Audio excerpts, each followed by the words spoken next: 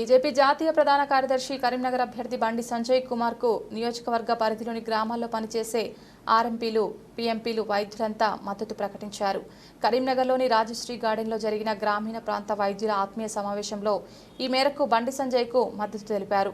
ప్రజల పక్షాన పనిచేస్తూ కరీంనగర్ పార్లమెంట్ నియోజకవర్గ అభివృద్ధికి పాటుపడడంతో పాటు ప్రజా సమస్యలపై అనేక పోరాటాలు చేస్తున్న బండి సంజయ్ను గెలిపించాలని కోరారు.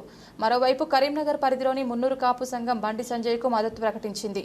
అనంతరం ఆర్ఎంపీల ఆత్మీయ సమావేశంలో బండి సంజయ్ మాట్లాడుతూ తనకు మద్దతిచ్చిన గ్రామీణ వైద్యులందరికీ ధన్యవాదాలు తెలిపారు. కోవిడ్ టైంలో గ్రామాల్లో ప్రజల ప్రాణాలు కాపాడిన వాళ్ళు ఆర్ఎంపీ, పీఎంపీ వైద్యులే.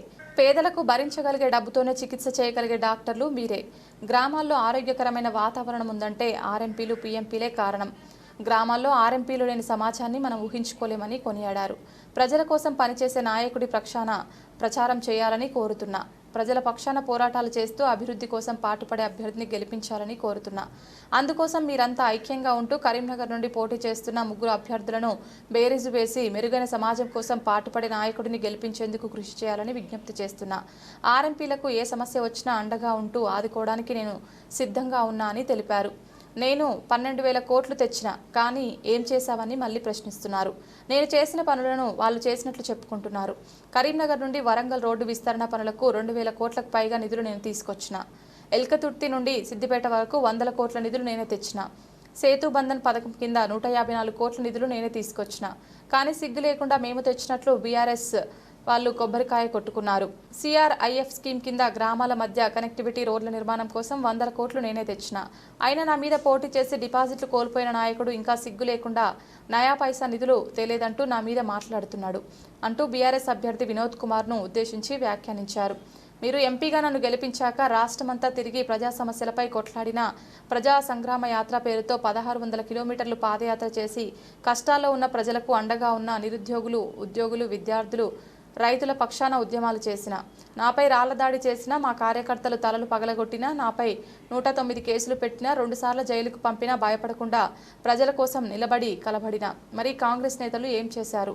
ఎన్నడైనా ఉద్యమాలు చేశారా అని ప్రశ్నించారు.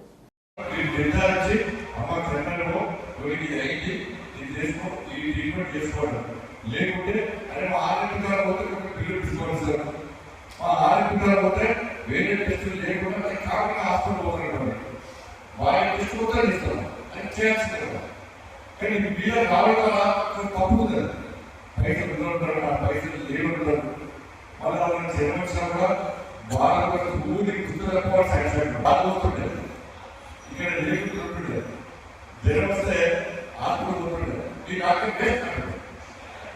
మళ్ళీ మా ఇంటికి మా మామ ఆరోగ్య డాక్టర్ మా మామ ఆయన తీసుకొచ్చి మళ్ళా ఇంట్లో ఈసారి చేస్తే తగ్గుతున్నారు.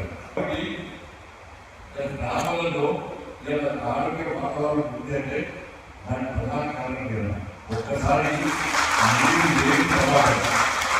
మీరు లేని సమాజాన్ని ఊహించుకోలేదు. దేశానికి ప్రధానమంత్రి ప్రధానమంత్రిగా లేని దేశాన్ని ప్రజలను ఊహించుకోలేరు. గ్రామంలో ఆరోగ్యం లేని సమాజం పాదయాత్ర చేసినప్పుడు వాళ్ళు చాలా మంది ఆర్పీ డాక్టర్స్ నాకు సన్మానం చేసి సంతరించే ప్రయత్నం చేసినప్పుడు నేనే మాట్లాడు ఆర్పీ డాక్టర్ల యొక్క ప్రాముఖ్యత ఏంటి, సమాజంలో వాళ్ళ గౌరవం ఏంటి, వాళ్ళు ఎదుర్కొంటున్న సమస్యలు ఏంటి అన్ని మాట్లాడారు. కాబట్టి దానికి సమస్యలు ఉంటాయి. నేను ఏమిటంటే రాయడానికి వస్తారు, ఇంతమంది ఐక్యత ఉన్నారు, ఇంతమంది మీకు భద్రత తెలుసుకుంటున్నారు. వీళ్ళందరూ మీడియంగా ప్రాక్టీస్ చేసుకుంటే పలికపడి కాపాడుకోవచ్చు. గౌరవ ప్రాక్టీస్ బయటాలి అని గవర్నమెంట్ అందరూ వాళ్ళ సహాయంతో పక్కన కోసం పనిచేస్తారు. మీరు ప్రజల కోసం పనిచేస్తారు.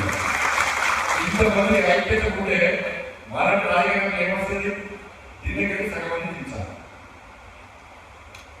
లేకపోతే ఇంకొక వేదిక ట్రాక్ల మీద ఏదో ఒక ముద్ర తప్పుడు ప్రచారం చేసి ఇంత ఐక్యత ఉన్నటువంటి ఆరోగ్య అభ్యర్థులు చీల్చే పెట్టడం రాయగాయం చేస్తారు. నా ఒకటే రిక్వెస్ట్, మీ వల్ల సొసైటీకి ఎంత లాభం ఉంటుంది, మీకు లేకుండా సొసైటీకి ఎంత నష్టం ఉంటుంది. ముఖ్యంగా గ్రామం వడపల్లి వేయన్నా ఉదాహరణ వడపల్లి వేయడం డాక్టర్ చూసాను వడపల్లి నేను పోయినా ఇప్పుడు నేను వచ్చిన ముగ్గురు ఆరోగ్య